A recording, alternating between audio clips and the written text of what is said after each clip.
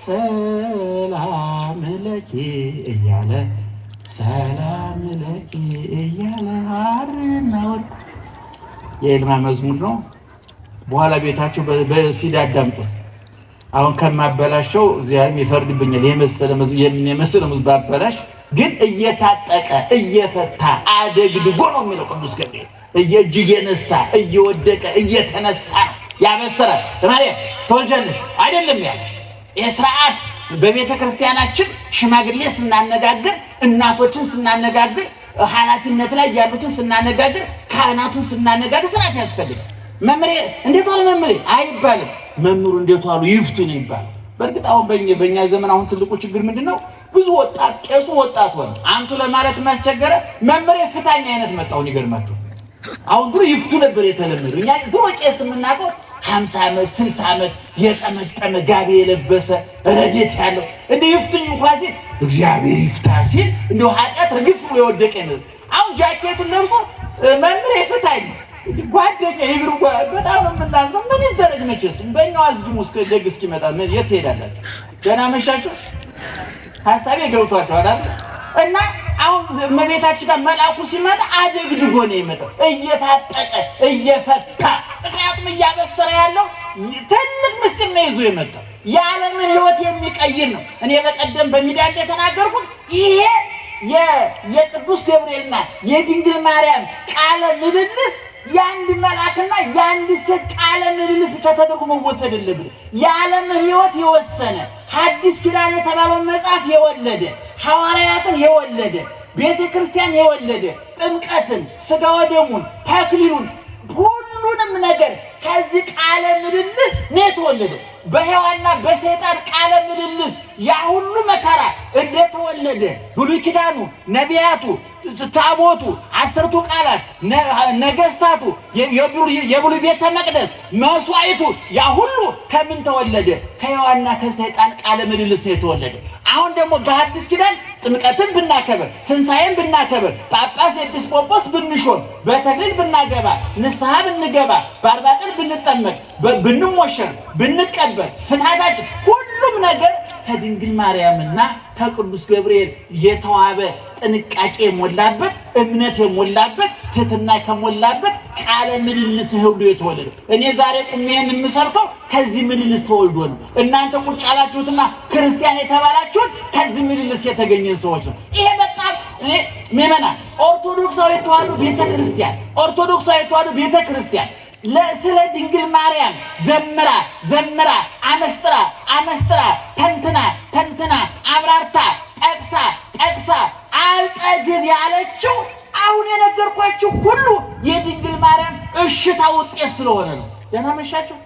በደንብ ስሙን ምእመናን፣ የድንግል ማርያም የእሽታዋ ውጤት ነው። ተከራክራለች። ዝም ብላ እንደመጣላት አይደለም የተቀበለችው። ጥንቅቅት እናት ናት፣ የእኛ እናት። ዝግጁ እናት ናት፣ የእኛ እናት። ኃላፊነት የሚሰማት በዘመኑ ቋንቋ ተጠያቂነት የሚሰማት ልኳን፣ መጠኗን፣ ደረጃዋን የምታውቅ እናት ናት። ለዚህ ነው በአዲስ ኪዳን እኮ ምእመናን ክርስቶስ ልጇ ያ በጭኗ ላይ ያስቀምጣ አይኑን እያየች ጉንጩን እየዳበሰች ራሱን እያከከች ጡቶቿን አጉርሳ እደረቷ ላይ አቅፋ ያጠባችው እደረቷ ላይ ያስተኛችው በጀርባዋ ያዘለችው ግብፅ ለግብፅ ይዘው የተንከራተተችው በበረት ራቁቷን ተወልዶ እሷን ብርድ እያንሰፈሰፋት ረሃብ እያንሰፈሰፋት እሱን ብርድ እያንሰፈሰፈው ያን ሁሉ ሲደረግ አይን ሲያበራ ለምጽ ሲያነጻ እንጀራ በርክቶ ሲያበላ ሙት ሲያስነሳ እውራኑን እያበራ በብርሃን ሲያጥለቀልቃቸው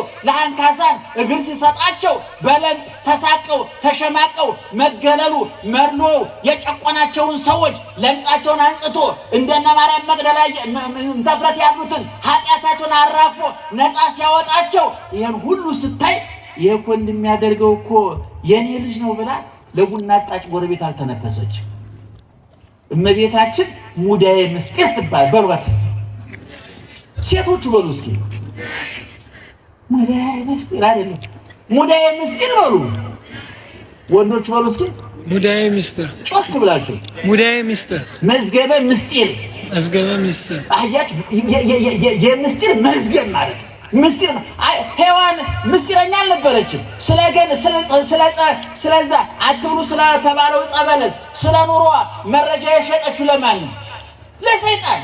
ድንግል ማርያም ግን ለመልአኩ ለቅዱስ ገብርኤል እንኳን ተከራክራ ነው ያመነችው። ክርክሩ አሳማኝ ስለነበረ ቅዱስ ገብርኤል አጨቅጭቅኝ ተልኬ መጥቻለሁ እምቢታልሽ ታዩ ብሎ አራግፏል። ሄደም ተሸክሞ የመጣው የዓለምን ድህነት ነው፣ ለውጥ ነው። ሰማይና ምድርን የሚያስታርቅ ሰይጣንን የሚቀጠቅጥ አጋንንትን የሚቀጠቅጥ ሰማይ ምድሩን የሚያንቀጠቅጥ አለት ተራራውን የሚያቀል የሰዎችን የዘመናት ጩኸት የሚመልስ የዘመናት ቁስል የሚፈውስ የዘመናትን እንባ የሚያብስ የጥሉን ግድግዳ የሚያፈርስና የለያየን መጋረጃ የሚቀድ ፍጹም ለውጥ የሚያመጣ መልእክት ይዞ ነው የመጣው እና ይሄ እንዴት ይሆንልኛል? እኔ ድንግል ነኝ እንዳልከው አንተ ትወልጃለሽ ነው ያልከኝ፣ ለመውለድ እኔ ድንግል ነኝ። አምላክን ትወልጃለሽ ነው ያልከኝ፣ እንዴት እንደዚህ ሊሆን ይችላል? በማየቴ ረከብከ ዘከመዝ ብስራተ ዘእንበለ ምድር እምድንግል ጽንሰተ ወዘእንበለ ዘር ምድር እትወተ ዘር ሳይዘራባት እህል የምታበቅል ምድር የወንድ ዘር ሳትቀበል ልጅ የምትሰጥ ሴት ከየት የመጣ ነው?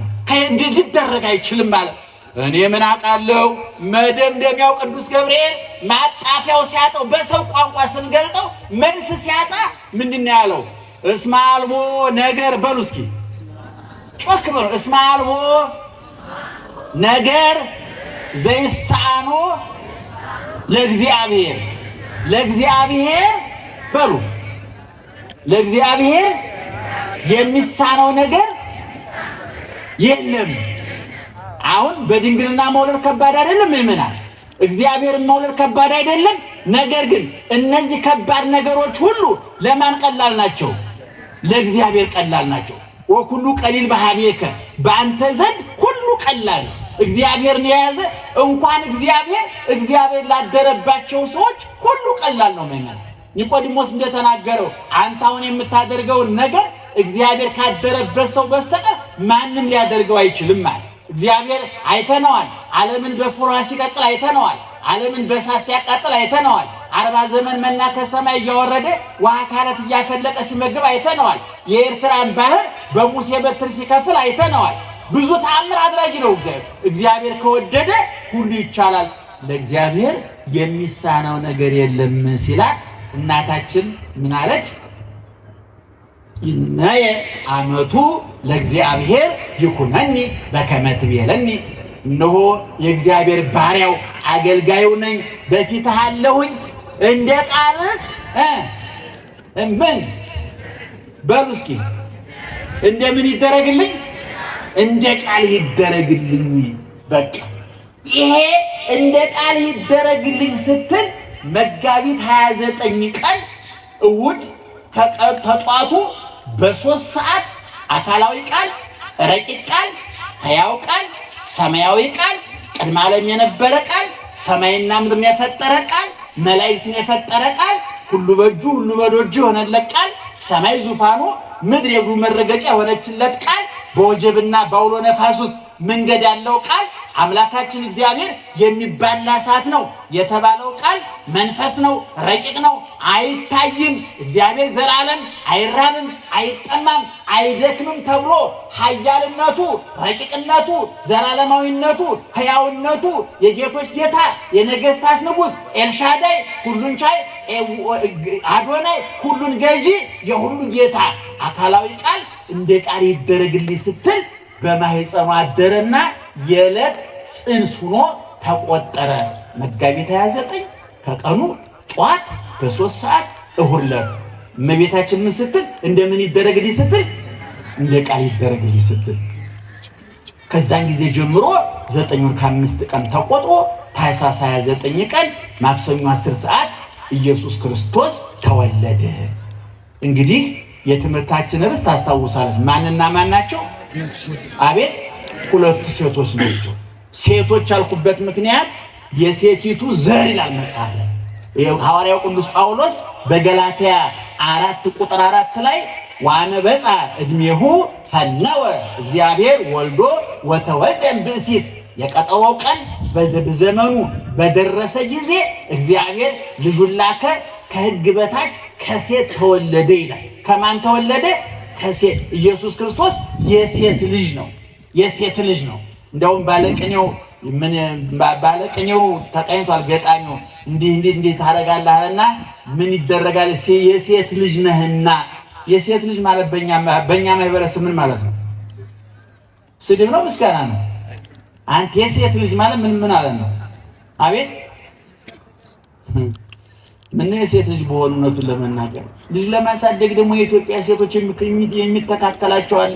የኢትዮጵያ ወንዶች በአምባገነንነት እንደውም አንዳንድ ጊዜ አንድ ሰውዬ ይባላል ክፍል ለህፃናት ለዚህ ለ13 ለ14 ዓመት ልጆች አባታችን ነው የሚባለውን ሲያስተምር አስተማሪው አባታችን የሚል ጸሎት እግዚአብሔር እኮ አባት የተባለው አባት ደግ ነው፣ አባት ልጁን ይወዳል፣ አባት እያለ ያስተምራል። ለካንዱ ልጅ አባቱ እየሰከረ እየገባ እናቱን እየደበደበ አስቤዛ አልሰጥ እያለ እየተወላገደ እየሰከረ እየተፋ እየገባ ተሰቃይቷል።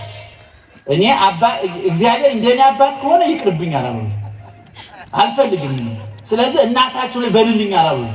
እኔ እውነቱን ለመናገር አንዳንድ አባታቸው የሚጸልየው ምሳሌ መተርጎም አለበት። አንዳንዱ አባት ከአባትነት ክብር ይወረዳል። አንዳንድ እናቶች ደግሞ እኮ እናትም አባትም ነው ያሳድጉ እኮ። እውነቱን ለመናገር እኔ አንዳንድ ዝነኛ ሰዎች በስማቸው ላይ የእናታቸውን ስም ይጨምራሉ። ታውቃላችሁ አይደል?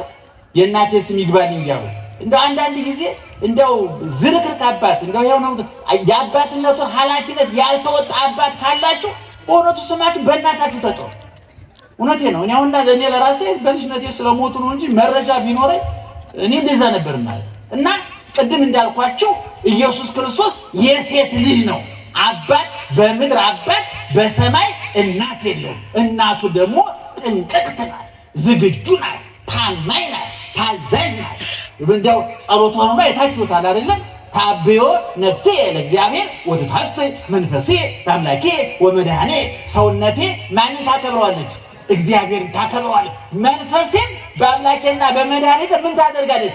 ሐሴት ታደርጋለች። ምእመናን ሐሴት ማለት ደስታ ማለት ብቻ አይደለም። እኔ አንዳንድ ቋንቋ የተሸከመውን ሐሳብ የማይገልጣል። ይገርማቸዋል። አሁን ቋንቋ ቆሎ ተመገበ ይባላል አይባልም? የአማርኛ የምትችሉ ሰዎች ቂጣ በላ ነው ተመገበ ነው የሚባለው? እስኪ ወንዶቹ ንገሩ። ቂጣ ተመገበ ይባላል በላ ነው የሚባለው? አቤት በላ በላ። ቆሎ ተመገበ ይባላል አይባልም? ምን ይባላል? በላም አይባልም፣ ቆረጠመ ነው የሚባለው። አንዳንድ ምግቦች ለበላ አንቀጽ የማይበቁ አሉ። አሁን ሻይ በዳቦ በልቶ በላው አይባልም። የሆነ ነገር አድርጌ ሄድኩ ነው የሚባለው። ቆሎ ቆርጦ ቂጣ ነፍቶ በላው።